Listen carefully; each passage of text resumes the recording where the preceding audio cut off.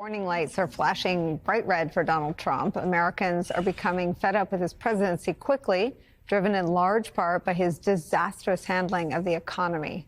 A new poll out today by The Economist and YouGov finds that Trump is at his lowest approval rating yet, with just 39% of Americans approving of his job as president.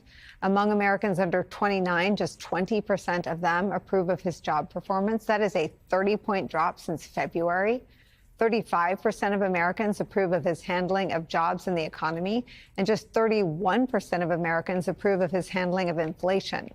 Despite these indicators, Donald Trump has doubled and tripled down on his gimmicks and vision for the economy, continuing the tariffs that have raised costs for all Americans, refusing to use emergency funds to extend SNAP, and insisting on bailing out Argentinian farmers, of all humans, at the expense of American farmers at the behest of his political benefactors. And it might be costing him his previously lockstep loyalty from his own base. I want to bring into the conversation MSNBC senior contributing editor Michelle Norris, also joining us, MSNBC columnist, author of the newsletter To the Contrary, Charlie Sykes. Charlie, there are a lot of theories out there for them. One of them, and I don't have a ton of evidence, is the declining influence of Steve Bannon, who used to speak out on behalf of MAGAs, who he, in his telling, relied on food stamps, relied on Medicaid. And he would publicly, and again, have no insight into the private interactions with him. I know John Carl reports that he weighed in on the minerals deal, but I'm not sure how many voters benefit from that. So I don't know if it's a lack of being in touch with the one person in his orbit who seemed to be in touch with the plight of the non-tech oligarch billionaire, but there seems to be either a lack of awareness or complete political indifference to their suffering. Oh, I think it's complete political indifference at this point. You look at those numbers and they are horrific, but here's a question to ask yourself. Who is going to tell Donald Trump? Who in his orbit right now is going to say, look, you've got a real problem with this. These things are not working? Because right now he is really sort of high on the arrogance, the narcissism, the sense that he can continue to bulldoze through all the institutions. I mean, he has CEOs bringing him golden apples. The president of South Korea gave him a crown today. So Donald Trump is really wrapped in his own hubris right now. And the populist rhetoric was always just sort of eyewash. The question is, who is he actually listening to? Who's around him? What are the billionaires and the millionaires at Mar-a-Lago telling him to do? And that's what he's listening to right now.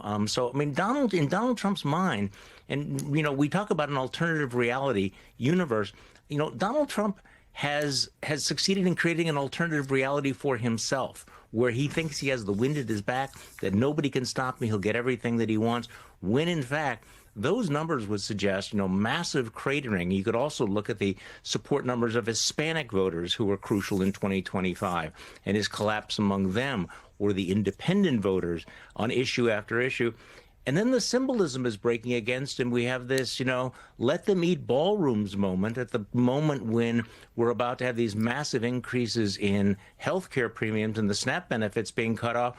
What are people talking about? They're talking about the fact that Donald Trump and his millionaire buddies are building a massive ballroom at the White House. So this is a moment where I think the hubris and the arrogance is kind of catching up with him a bit.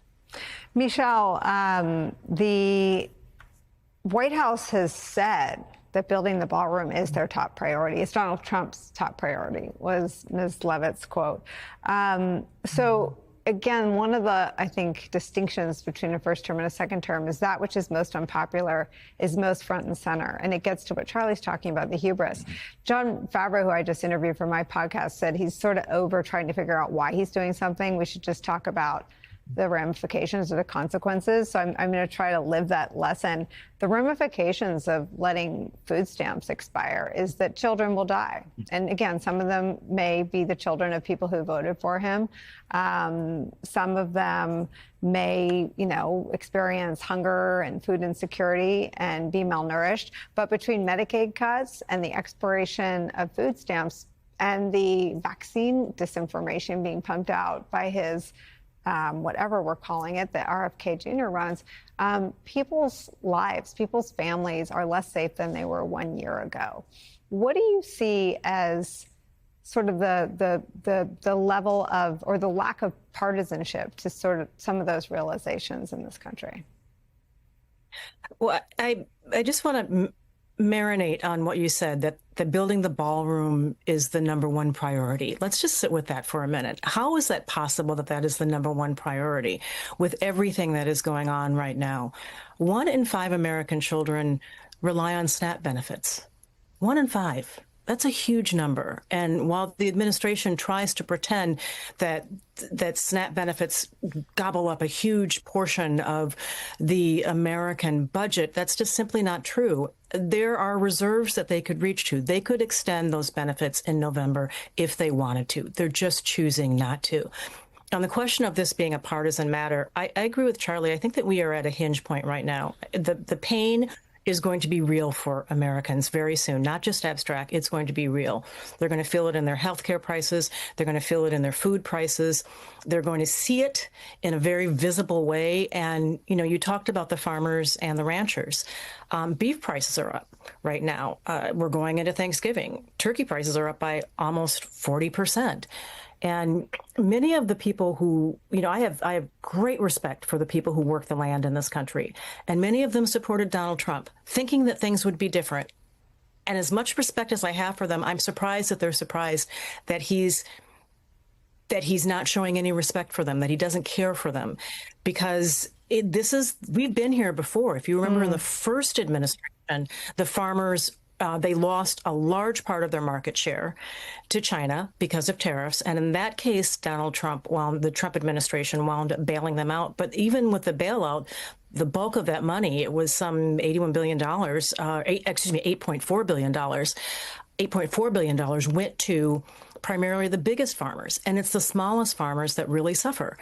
And I think that there might possibly be, in this very divided moment in America, an opportunity for people who don't normally agree with each other to have some sort of solidarity around this pain point. And you don't want to actually, you know, talk about opportunistic moments in terms of politics, but there actually might be one for Democrats to start to message to people who are in real pain about looking for another path forward to return to some sort of stability and perhaps even sanity in this country. Tell me if this sounds familiar. The bill is simple, the pain is real, and the excuses are exhausting. Tonight, the question isn't, will Republicans blink? It's, how many finally remembered who they work for? Because when families are staring at empty fridges and closed offices, political theater stops being cute real fast.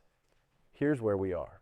After weeks of a grinding shutdown and rising prices, a shocking number of House Republicans, 55 of them, broke ranks and joined Democrats to move a deal that would reopen the government. Not because they suddenly fell in love with bipartisanship, but because their phones are melting down. Their districts are furious. Paychecks are late. Small businesses can't get permits. SNAP is on the chopping block. The polling is unmistakable.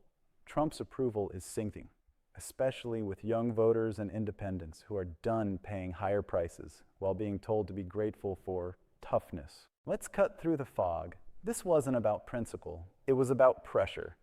The White House sold an economic mirage, tariffs that hit American consumers, stunts that spook markets, and a posture that plays strong on TV but collapses in real life. You can't swagger your way through grocery bills. You can't bully your way through rent. Every added percentage point on tariffs shows up at the register. And every day the government stays closed, the cost of living crisis becomes an active choice, not a natural disaster. So why the rebellion now? Because arrogance has a half-life. When people hear that the president's priority is a ballroom while food aid lapses, the moral math changes. When you brag about winning while families lose SNAP and face higher health premiums, the mask slips. Even some MAGA district Republicans can feel it. The human cost is not theoretical anymore. We're heading into the holidays with beef and turkey prices climbing and federal workers lining up at food banks. That's not owning the libs, that's owning the damage.